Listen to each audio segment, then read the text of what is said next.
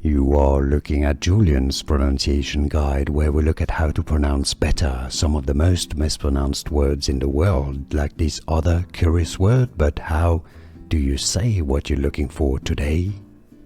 Let's learn how to pronounce this name once and for all correctly.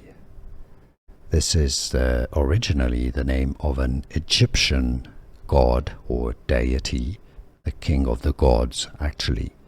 So there's going to be different pronunciations. In English, let's make it clear, this is normally pronounced as Amon, alright? So that's the English pronunciation.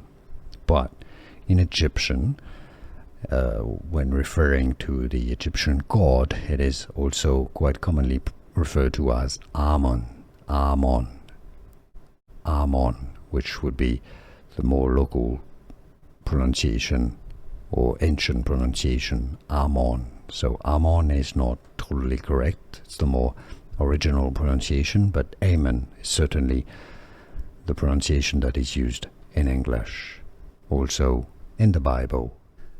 Here are more videos on how to pronounce more confusing words and names too many mispronounced. Like this video if you found it useful. I appreciate your support. I'll see you soon and thanks for watching.